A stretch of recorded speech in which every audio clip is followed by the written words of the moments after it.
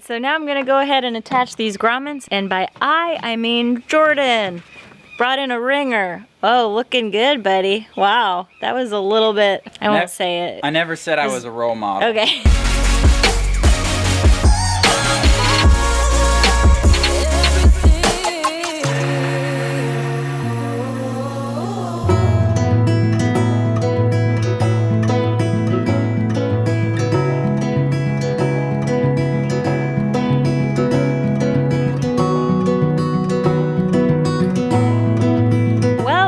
Are getting ready to take Atticus on a little trip downriver. We're gonna be house sitting for a couple that we met through a friend online, and I am so excited because I'm gonna have a huge area to do a lot of the sewing projects that I've been kind of putting off. It's funny because we talked about trying to keep Atticus mobile while we were in the Rio Dulce, but we actually haven't moved her in about a month. So she has spider webs all over her, which is a first.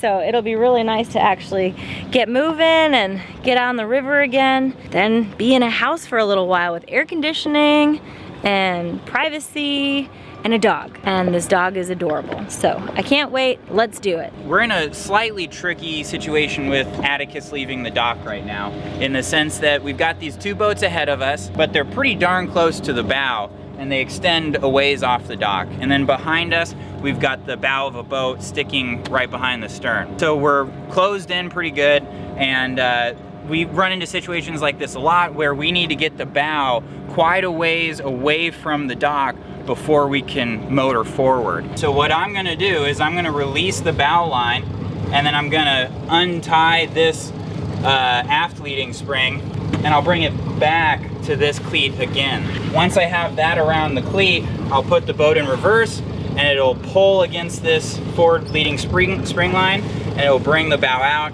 Once I'm happy with our angle, then I'll just take this line off the cleat, and then we'll head out of here.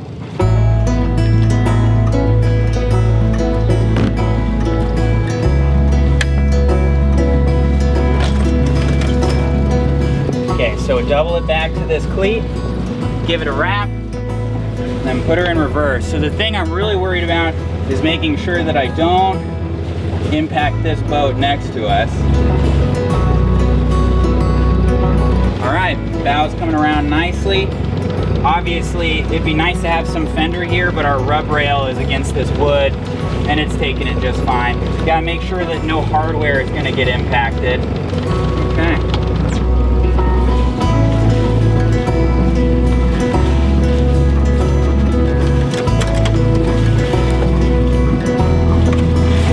Here we go, going forward.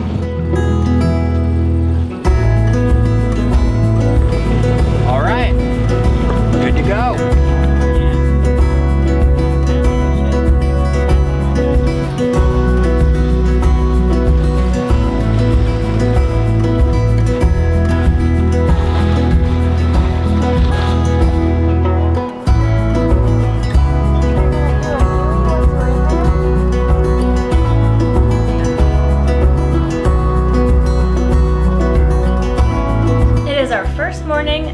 House sitting gig, and I was inspired to make a feast. So I made pancakes, eggs, there was pico de gallo left over in the refrigerator, plantains, and I'm just getting ready to pop on a little pancake on my plate. Get some of this pico de gallo on there. Oh boy, buddy. Yeah. That's looking good. It's so fun to have like all this space to cook. Like, I'm usually a little bit hesitant about cooking huge meals if I don't have to. But this morning I was like, I'm gonna make everything I can possibly think of. Okay, and welcome to our new home.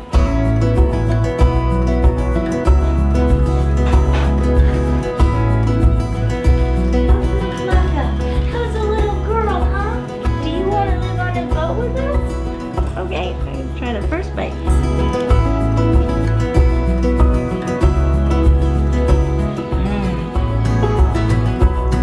We had an amazing day off. We both just did pretty much nothing. A lot of laying, a lot of eating.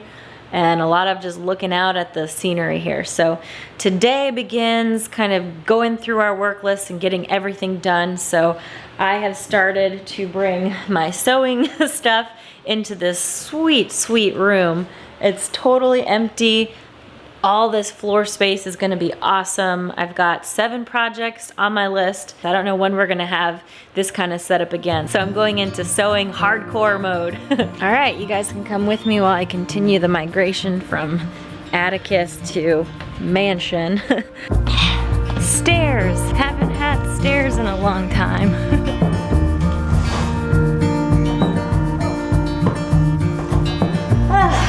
And I think that's all my sewing here.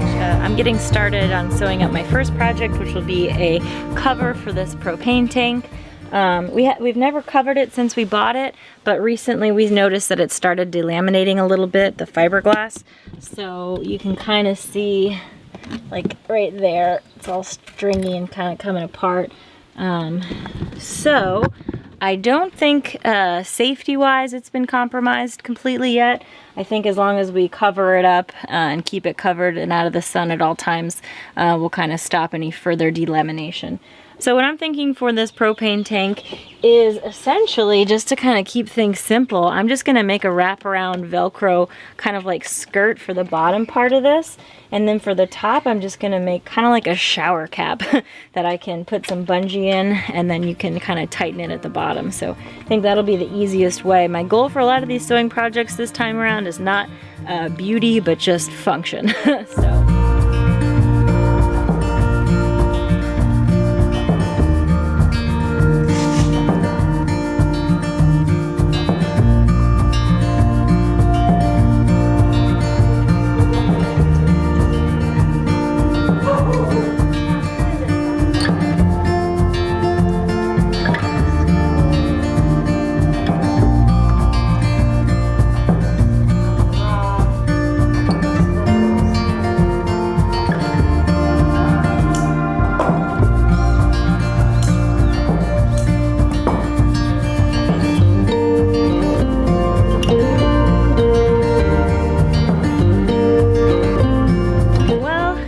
Much done today, but I did finish this one little wraparound for the propane tank. So it is about 5:30. So I poured myself a glass of wine to get through this. Anyway, just gonna sew this puppy up. Oh boy. Doesn't sound good. Ah, what is going on? Stuff just started going wrong. So my outlet wasn't working, so I had to find a new one. And then I just busted a needle, and it's getting late. So I think I'm going to just try to get an early start tomorrow. I was really excited because I remember when I first started sewing, I joined a sewing group called Sewing on Boats on Facebook, and one of the women posted like this gorgeous canvas project that she had banged out after like 5 o'clock one day. She was like, well, I'm gonna pour myself a glass of wine and then get sewing. And I remember thinking when I first read that, like, there's no way I can ever get to that point with sewing, just like have a glass of wine and sew. Like, nuh-uh, I'm not there. But I was excited because I feel like I finally am there. But the needle just broke, and I've got to kind of reassemble the bobbin and everything. So I'm just gonna pack up for the day. Getting ready to get started sewing, and it is a gorgeous day. Gosh, you really can't beat this office. Check this out. And it's a little bit of a rainy day, so the weather is awesome. So I just kind of grabbed the inside of underneath where the bobbin is just to check on my, I think this is called a cap, but a lot of times when the needle breaks, it's because it gets misaligned for a second and then it actually pierces through this cap. A lot of times you can kind of file out the little burr. I'm just gonna replace it because I have an extra one. Well, I just popped this bad boy on there. As you can see, it's a lot less corroded. There's no little spurs that it can get caught on. This is kind of one of the reasons why I love Sailrite. They make it so easy to essentially become a badass sewer with only knowing how to read and follow instructions and maybe watch a video. So I've had like 2 or 3 issues with this machine, but literally every single time I've just followed the step-by-step instructions on their videos and I fix it every single time. Sailrite, I love you.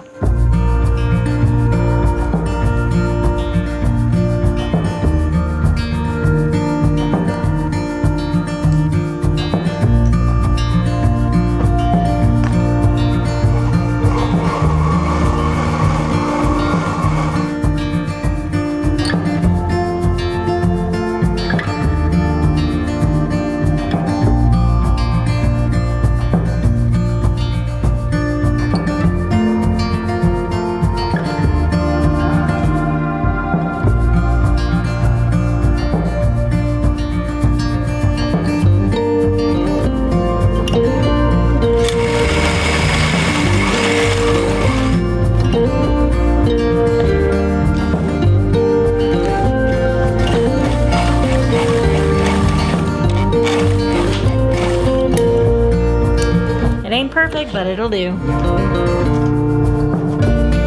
Alright, so I just dry fit this puppy on the propane tank and it fits pretty well. I'm not going to need these bungee cords in the bottom because I thought I would need it to tension the bottom, but it's actually fairly tensioned with just this Velcro. One thing I did notice is that there's nothing really tensioning this down, so it kind of wants to pop off. So I'm going to go ahead and add one Velcro strap from this piece to this piece here and here to kind of just tension it down, and that way I never have to worry about it again. Alright, hold on, let's go dry fit it and hopefully I'm done.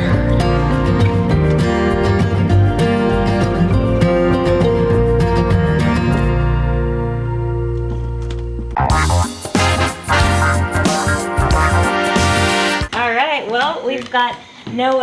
He lives in the village down the road. Noe's been working with the owners of this house for the last 3 months, and they've built up a really strong relationship with him and say that he does great work. So we're excited to have him work for us for a little bit. Sí.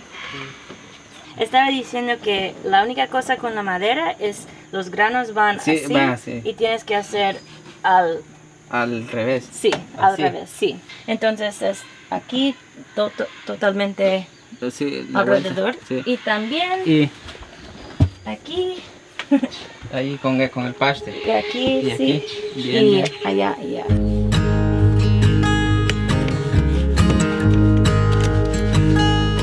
So it's kind of crazy. We've literally never hired anyone to do any work on Atticus. So it's kind of crazy to finally be doing that. But in Guatemala and the Rio Dulce, the cost of unskilled labor is crazy. It's $14 a day to have Noe working with us. So we figure we might as well, you know, get the boat ship shape. And I'm working on some chafe gear for the boat.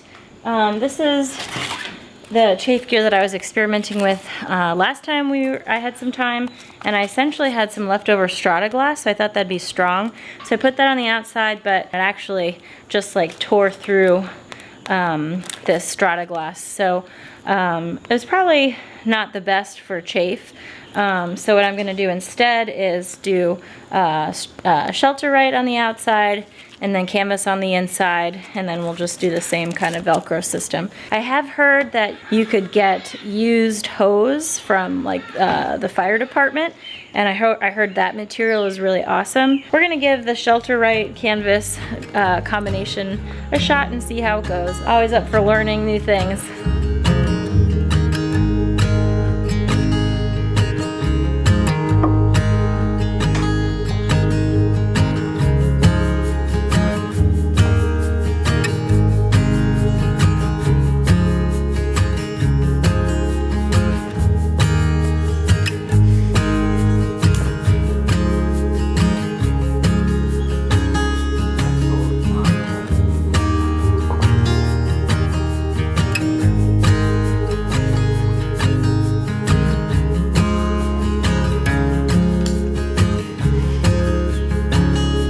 All right, I've got one ready to sew up. Let's do it.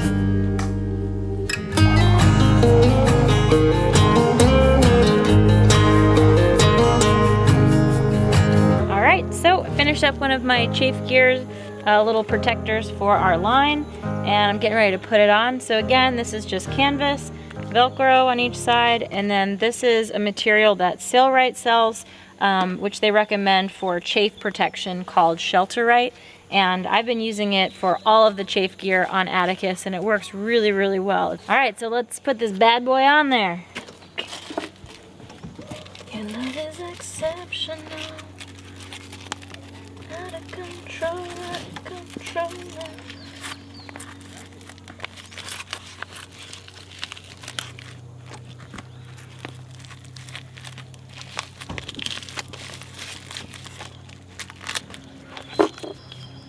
Okay. Nice, buddy. Thank you. You happy with it? Yeah, we'll see how long it lasts. Yeah. I think the cool thing is that you can put it on after the line is already in place, Right. which is really nice. Because Yeah. in a lot of ways, I've found that if chafe protection is difficult to put on, Yeah. you won't do it. Exactly. So, Yeah. all right. All right, so now it's time to design this area. What's it gonna be? It's going to be a rain protection piece of canvas, as well as it's going to give us some shade on the foredeck, and then also it'll hopefully be a little bit of a wind scoop to get some ventilation going on down below.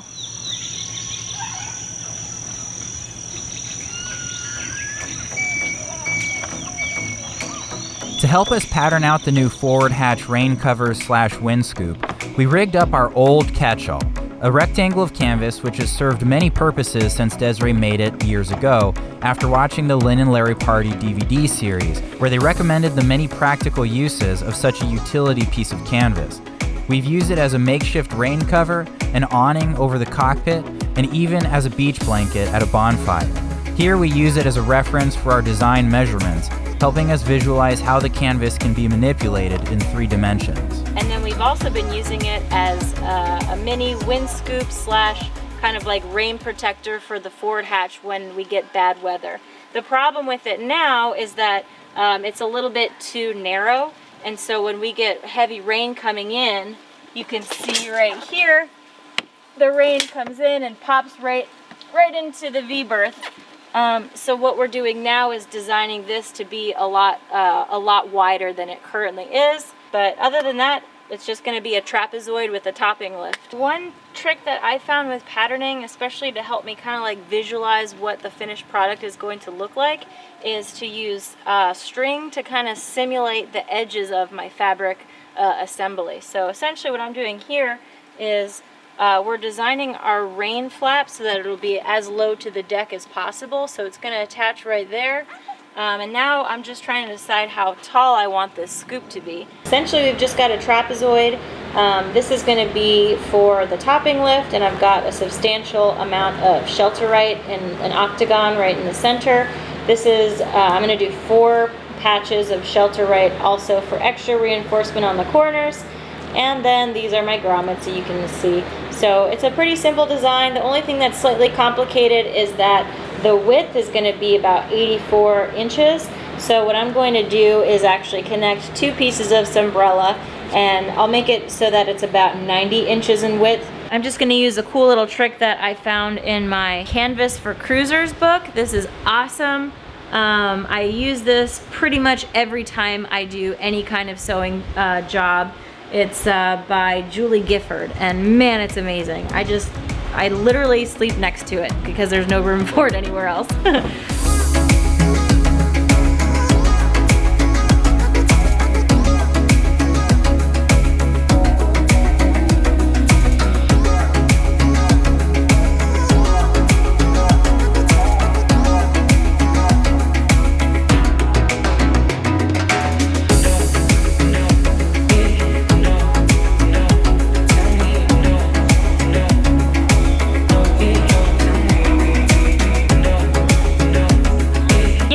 So I've got my huge piece of canvas ready to go, all sewn up together. I did get a little bit of puckering, but I realized whenever I join 2 fairly long pieces of material together, I always get a little bit of puckering, and rather than worry about it, I just kind of incorporate it into my measurements. And so I made this like 4 inches longer than it had to be, just in case I lost 4 inches of material from puckering. On to the fun step. I'm going to transfer my measurements onto this piece of canvas.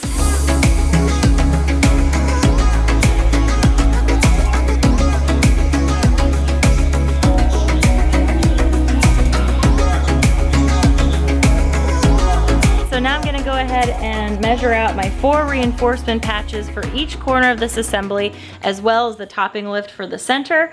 And I'm just using my Canvas for Cruisers book to kind of design these patches. It's going to be a simple kind of like half octagon on the corners here, and then just a perfect octagon in the middle.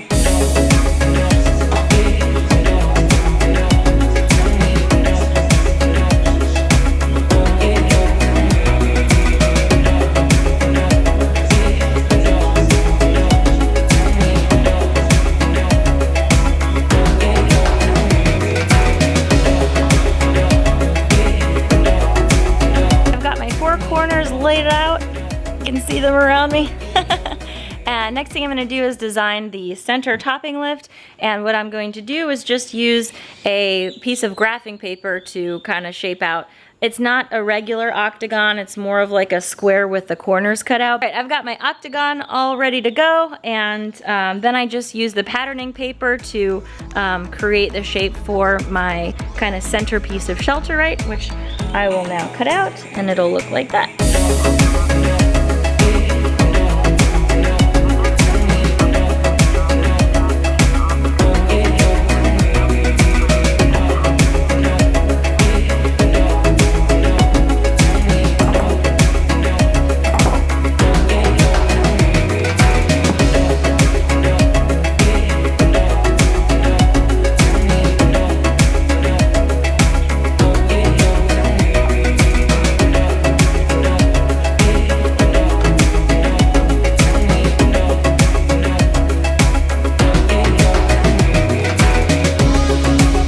All my patches sewn down. Give you guys a quick close-up. There you are, just sewed along the edges. So my next step is going to be to add the webbing. I love this 1-inch webbing because when I go to make my 1-inch double hem, it really helps kind of keep this seam just perfectly nice and taut. A lot of times when you don't have webbing in there, when you're folding it over on itself, it can kind of get, you know, a little bit thicker than you want it or wonky, but if you have this constant guide all the way across and then you just make it as taut as you can, it's the perfect hem.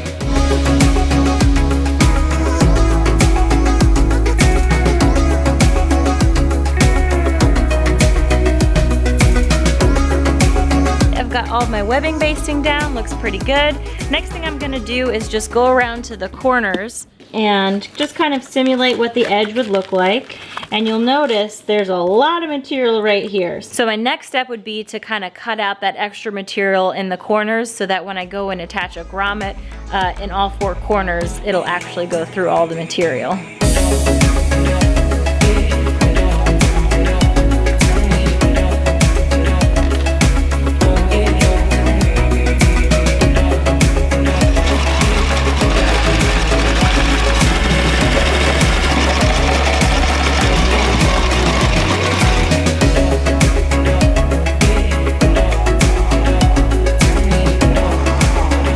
One of my last stitches before I sew on the topping lift in the middle, and this is when I get real giddy and excited about sewing, and I'm like, man, sewing is awesome because everything's basted down. I don't have to worry about kind of feeding this through inch by inch. I can just do really long stretches without having to readjust that much. So I'm in heaven right now, in sewing heaven. Everything's all sewn up. All I need to do now is add some grommets along the edges and add the topping lift right in the middle.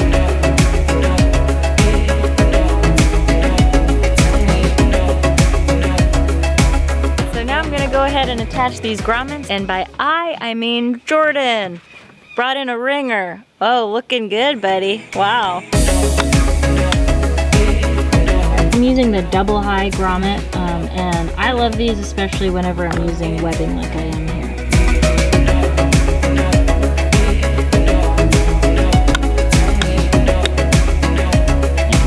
It is about 5 o'clock and I've sewed everything up and installed all of the grommets on the corners as well as our forward edge right there.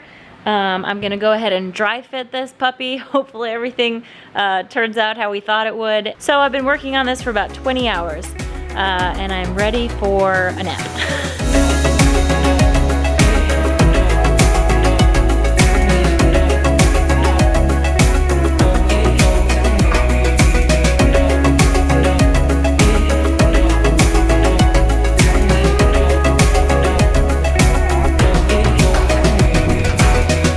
This is the wonderful forward hatch cover / wind scoop that you just made, and I'm pretty darn happy with it right now. So we designed it to have different modes. It would have like squall mode, which is what it's in right now, and then it would be able to be a little bit higher for like just normal, it may rain, it may not rain mode, but it's gonna really funnel a lot of air.